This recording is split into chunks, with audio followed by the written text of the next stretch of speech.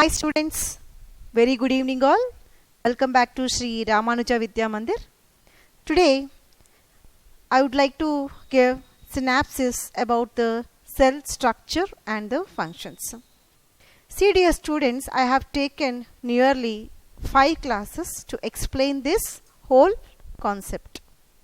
Now in the single class I am going to give a glance about whole the lesson. Let us start. So the topic which we are going to discuss is cell structure and the functions. And so introduction. So how the discovery of the cell happens, right? And see students, and before going to the discovery part, I would like to give a small introduction about the cell and the living organisms. Students, in the nature we have living as well as non-living organisms. So all the living organisms are of animals, plants and the microorganisms. So there are n number of differences or dissimilarities are there in between among all the living creatures. But there is only a common feature is there, that is nothing but presence of cell. Right? And see students, here the discovery of the cellular structure of an organism is bound up with the invention of compound microscope. So the reason is that cell is very small in size. Okay, we cannot see the particular thing with our naked eye. So we should take the help of microscope. So after the invention of the microscope only, so cell has discovered. Actually students, here in the year 1965, Mr. Robert Hooke, he discovered the cell for the first time. In what he discovered means in the cork cells, the bark of tree, so the cork cells, he noticed that presence of small subunits in the particular observed slide. So he named that subunits as a cell. Actually, first he named them as that compartments. Okay, how the wall is going to have the bricks, in the same way that particular slide is consists of the structures known as small subunits. So they are nothing but the cell compartments. However, cells discovered by the Hooke were dead and only cellulose walls are visible. He actually observed only cell walls. Actually first he observed the cell. That too dead cell he discovered. And he is Mr. Robert Hooke, who discovered the cell for the first time in the year 1665. Next, after Robert Hooke, we should talk about the Mr. Antony von Leeuwenhoek. So what he did, students, he is also one of the biologists, and so what he discovered is, students, see, and he improved the microscope and he further studied the different things about the cell. And after him, see, he is Mr. Antony von Leeuwenhoek. And there are 3 persons. After Leeuwenhoek, we need to talk about 3 more persons.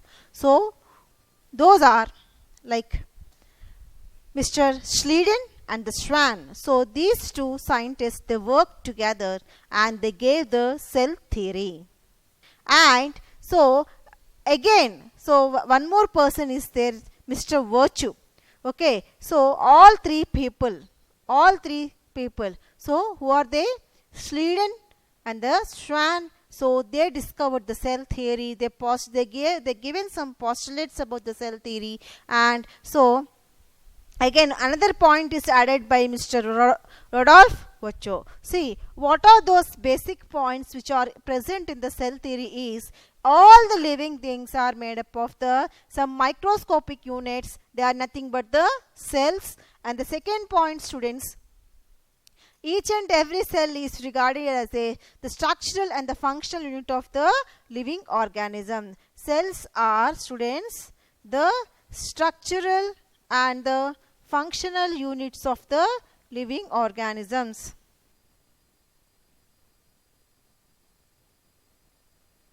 Okay, units of living organisms. And the third important point is, students, that cells came from the pre-existing cells. This point is added by Mr. Virchow, and this Virchow saw the cells dividing under the microscope. Actually, and Schleiden, he worked on the plants, whereas Schwann, he worked on the animals. Schleiden is the botanist, whereas the Schwann is the zoologist. So, Mr. Schleiden, Schwann and the Virchow, these three people together formulated the cell theory. Next, see, students, I said no, every living creature is made up of small microscopic subunits. Those are cells. Actually, these cells here, cells are combined to form a tissues. Tissues are combined to form an organ. Then we will get a organ system. Right. So, and after the organ, we can talk about the organism or an individual. So, finally, a complete individual or an animal body or a plant body is framed or structurally organized by the small microscopic units such as cells. A group of cells together form a tissue. So, this tissue again forms organ. Again it is going to form the organ system. Then we will get a complete organism. So, once again just have a look on this slide, students. Here, this is the cell. The first what we have? Cell. And there are a group of cells they're combining together to form a tissue. For example, epithelial tissue. And so, next to this, what you have here, we have the stomach. Stomach is one of the organ that you know very well, right? And the main function of the stomach is, students, so it digests the food material, right? So, after this, it is this organ is going to form organ system, right? So, here actually digestion it is just not taken by only stomach. So, there is involvement of other organs also, such as liver, and the stomach is there, small intestine, large intestine is there, gallbladder is there. So all these, a group of organs will combine together to form organ system. So all these organs simply they'll work for the digestion and absorption. So for so many ways they'll be helping. Okay.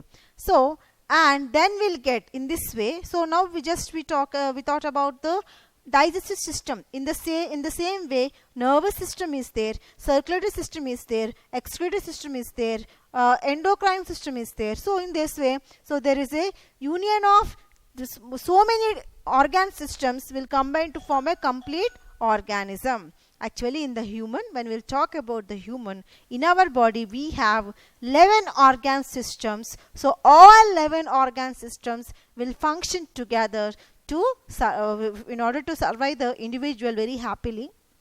All these 11 organ systems should function well. Okay. So this is about the structural organization of the living organism. Right.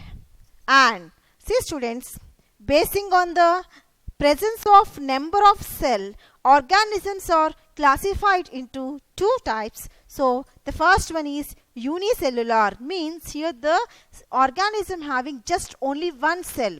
So if the organism having only one cell, means so we can call those organisms as a unicellular organisms. What are those, students? So those are known as unicellular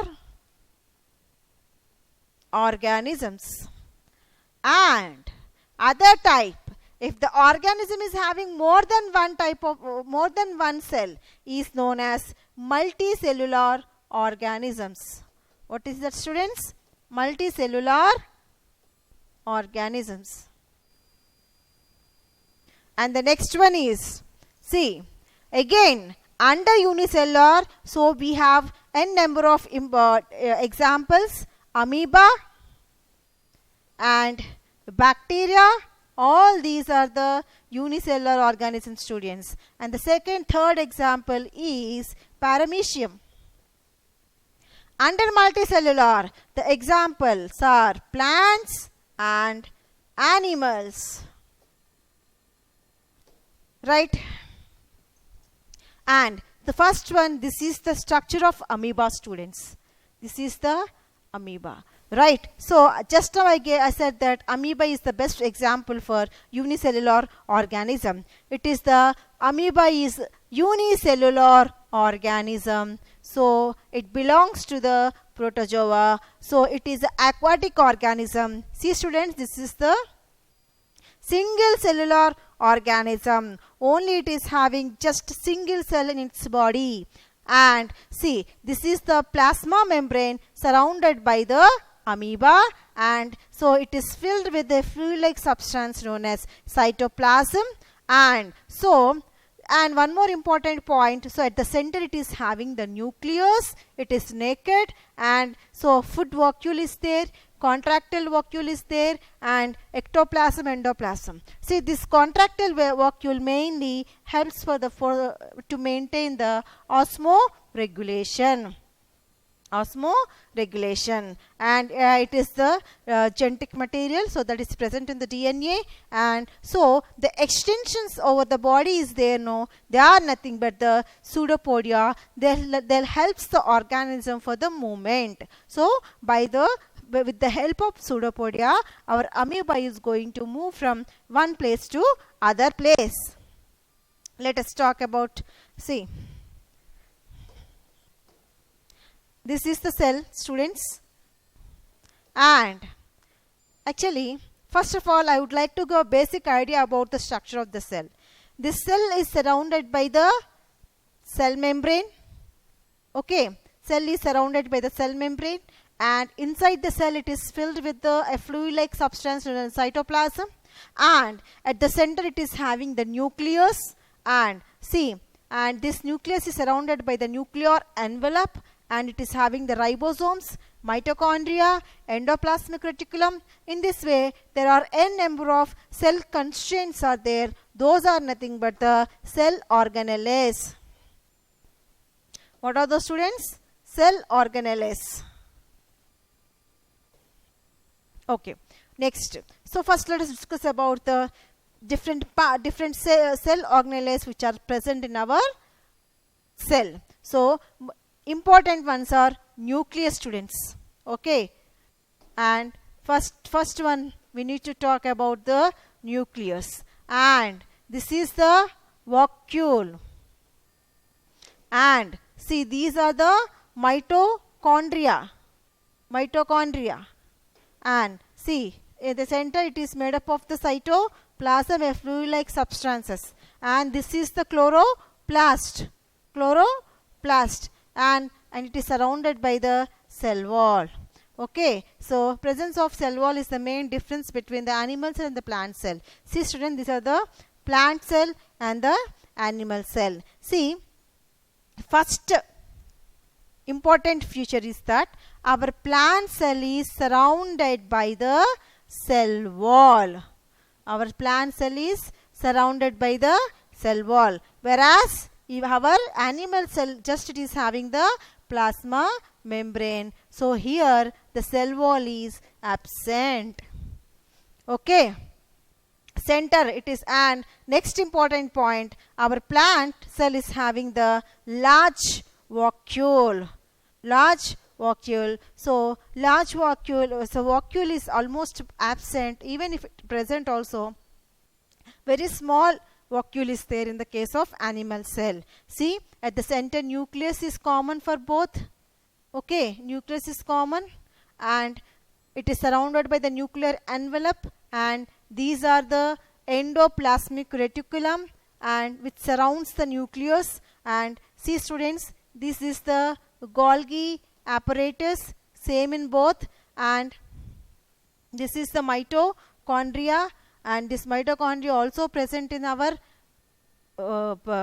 animal cell, and chloroplast or plastids. These plastids are absent in our animal cell, and cytoplasm is there. That is common for both the things. Ribosomes also common for the both plant and animal cells. Okay. Next, this is, students, first I would like to explain about the cell wall. Okay.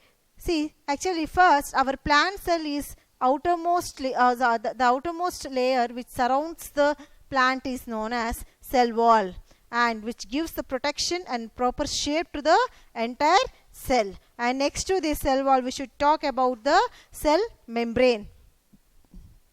See, and this cell membrane is internally made up of, students, so many cell structural components. Those are nothing but the lipids and the proteins. Okay, bilipid layer. Cell membrane is a bilipid membrane, and it mainly importance of cell membrane is, it is for the protection, and it gives the proper shape to the entire cell. And the second important feature is, and it helps for the movement, so for the transportation of ions, minerals and everything from one cell to other cell. So our plasma membrane, simply it is acting as a transporting channel between the two different cells or between the two different tissues. Okay, and other thing, so, and one more, by two different processes such as diffusion and the osmosis. So the ions or the molecules used to transport in the living organism from one cell to other cell. First let us discuss about the diffusion. So diffusion means the movement of solute molecules from the higher concentration to the lower concentration. See, if it is osmosis, means it is the movement of solvent molecules that will move from lower concentration to the higher concentration across the semi-permeable membrane. Actually our plasma membrane is acting as a semi-permeable membrane, means it doesn't allow all the solutes to cross it. It allows only very few molecules basing on their gradient. Okay, so this is about the diffusion and the osmosis. So in the osmosis there is a passage of ions across the semi-permeable membrane. Okay, and so let us discuss about the differences between the osmosis and the diffusion. It involves the solvent molecule, whereas diffusion involves the solute. So students, osmosis means solvent. Osmosis means solvent, and if it is diffusion means solutes. That is a major difference between the osmosis and the diffusion. And the next point, molecules move from lower concentration to the higher concentration. See, whereas here it is almost different. It is from higher concentration of solutes to the lower concentration. So here in the osmosis they are going to pass, or they could cross the semi-permeable membrane. So that is absent in the case of diffusion. So example, so shrinking of the potato slices when it is kept in the concentrated sucrose solution, that will be the, actually students, when we will take a jar with a concentrated sugar solution. So if we will keep the potato slices in that, so what will happen? This potato is slice is going to shrinks. Okay, so by means of the osmosis. Here in the case of diffusion, so spreading of ink, when a drop of it put it on the glass, a glass of water. Okay, so this is the best example we can say for the diffusion. Next, and so the most important cell organelle first we need to talk is nucleus. Nucleus is considered as the brain of the cell. The reason is that it have the efficiency to control all the cellular activities of the organism. The reason is that, students, our nucleus is having the genetic material. Those are nothing but DNA or RNA. So DNA and RNA, these are known as genetic materials which are present in our nucleus, of course. And our nucleus is surrounded by the nuclear envelope. See students, it is the nucleus is the double membrane cell organelle, and in addition to this, it is having the nucleolus at the center, and the fluid-like substance is there, that is the nucleoplasm, and at center it is having the genetic material. See this students, so DNA is the genetic material, so the DNA structure is double helical in structure, okay. And next to this, so basing on the presence of nuclear envelope, organisms or the cells are categorized into two types, eukaryotic cell and the prokaryotic cell. So in the case of eukaryotic cell, the nucleus is surrounded by the envelope, nuclear envelope is there, but in the case of prokaryotic cell, a nuclear envelope is absent. So simply a naked DNA is there in the case of prokaryote.